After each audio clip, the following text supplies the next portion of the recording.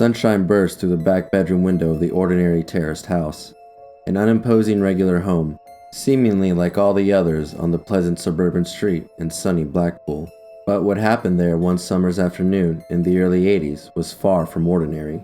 My cousin, brother, and I were all still kids, with no interest in anything but enjoying the long holidays, playing outside, and perhaps a spot of din building. Unfortunately for us, on this particular day, my mother had arranged to visit a neighbor, and told us in no uncertain terms we were to stay in the house, in my bedroom, and behave ourselves until her return, with strict instructions to remain indoors and to not answer the door to anyone. We were left to our own devices.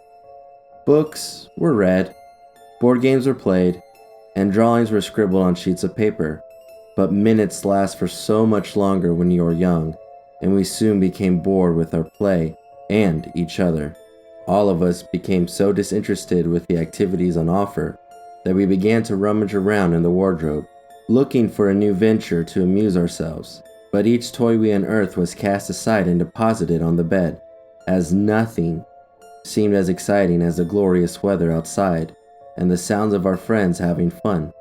A small altercation began between my cousin and brother, and I, as the eldest, felt it was my duty to step in and sort them out. However, this only exasperated the disagreement, and we all became embroiled in a full-scale dispute. It was then we heard the voice, a low, guttural male voice, seemingly calling out to us and trying to be heard over all the commotions. Instantly, we all froze, and warily glanced around at each other. We didn't speak. Words were unnecessary to convey our feelings to each other. We were all petrified. As clear as day, we then heard the voice rasp, "Get out! Get out!"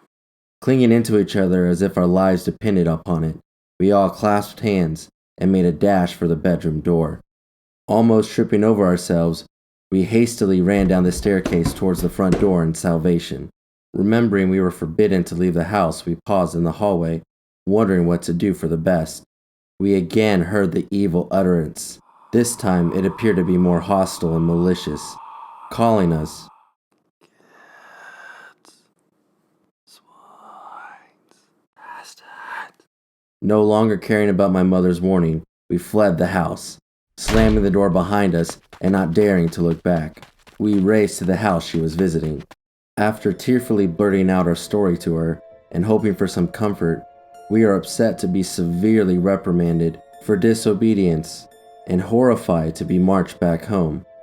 Once back inside the house, we pleaded not to be made to go back upstairs, and as Mom had calmed down somewhat, she agreed to accompany us to the bedroom and see what all the hysterics had been about. Although the atmosphere now felt lighter, there was still a foreboding air about the place, but the biggest fright was yet to come.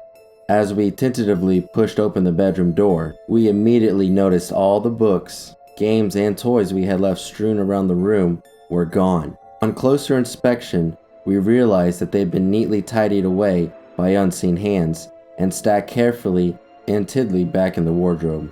Although our mother was seemingly unconvinced of the truth of our story, she asked us not to tell our father what we had allegedly experienced. I subsequently discovered she had witnessed anomalous phenomena in the house many times herself, so this was only the beginning of a family haunting.